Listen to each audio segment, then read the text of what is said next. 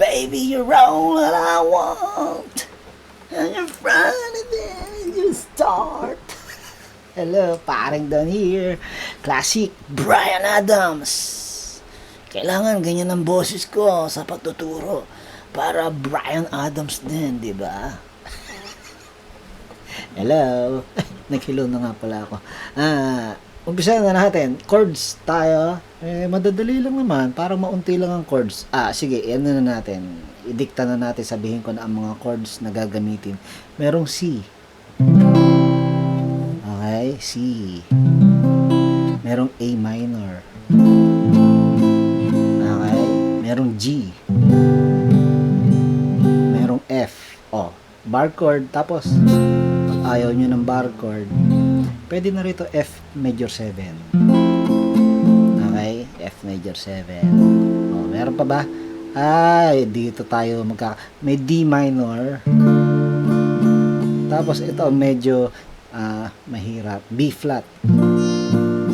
Okay? Mayroong bar chord na B flat. Ngayon, pwede ko rin naman kayong payuhan na ito B flat. Pwede na rin itong B flat. Ayan pwede na yan. Open, wag mong tutugtugin yung 5th string, 6th string, ha? Open 4th string, and then 3rd string, 2nd string, 3rd fret. And then, ayan. Nakita mo yung D minor kanina? Ang D minor mo, para maging B flat, igagano mo to. Okay? Iuusod mo yung 3rd string, magiging 3rd fret. B flat na yan. Kasi nga, nahihirapan ka pa, diba? So, tapos, ito, GB. Actually, G rin naman ito, G. So, kung gusto nyo mag-GB, pwede rin naman. Ibig sabihin, yung G, initsupwera itong tunog ng G. Yung malagom na G. Ginawa niyang B, ang bass.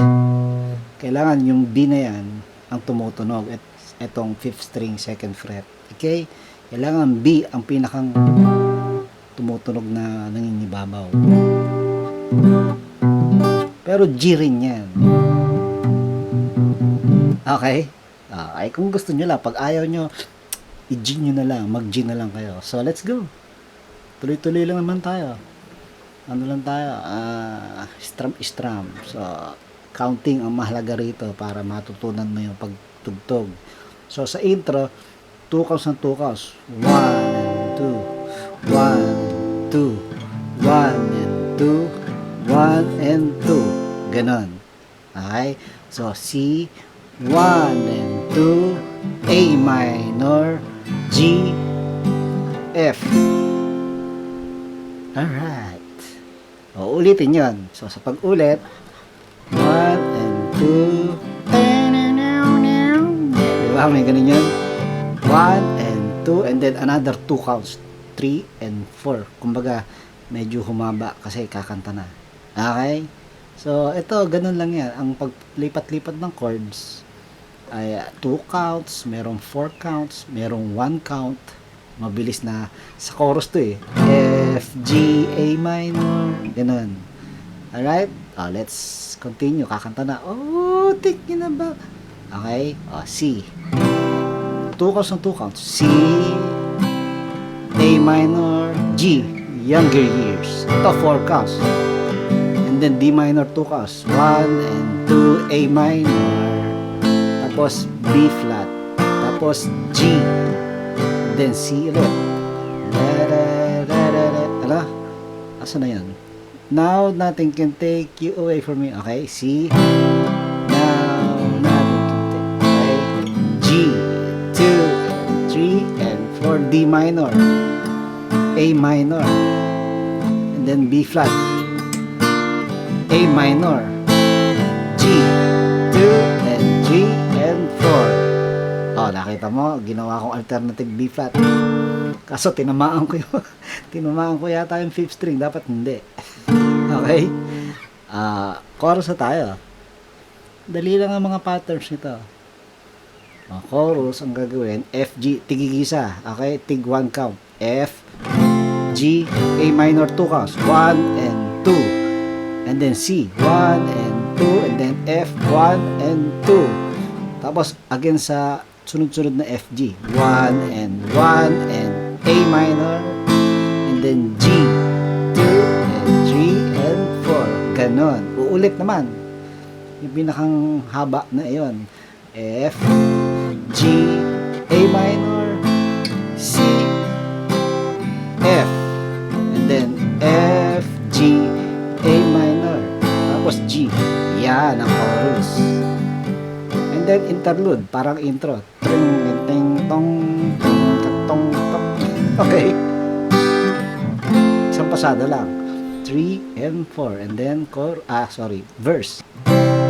Ooh, once in your lifetime you find someone. Okay, wag na natin ituloy. Yan din yung kaninang verse. So, after yung verse, another chorus. Ganun na naman. Baby, you're all I want. Okay? And then, dito na tayo sa sa bridge ang nabago. So, we're in heaven, G. 1, 2, and 3. And for another G. And then, bridge. D minor. To 3 counts lang. D minor. I've been waiting. And then C, F, G, A minor. Along, ito GB. Okay? And then D minor. Now our dreams are C, F, and C, 2, and 3, and 4 G. Standing here by you. And then instrumental. Ang instrumental may nagli-lead parang chorus lang. Actually, tapos na tayo. Kasi pagpasok ng instrumental, 'di ba, chorus, sabi ko, puro chorus na ito. Oo, nagpe-fade out na yung kanta. So instrumental, F, G, A minor. Diba?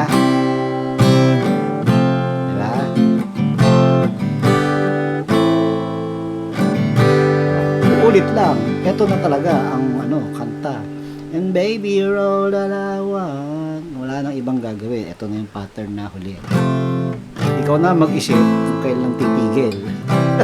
Kasi, ito, fade out sa totoong buhay. Okay?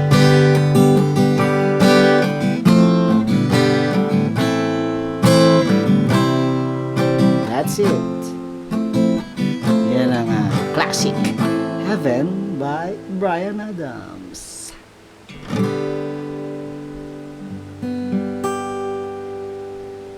Alright, paring down here, up here.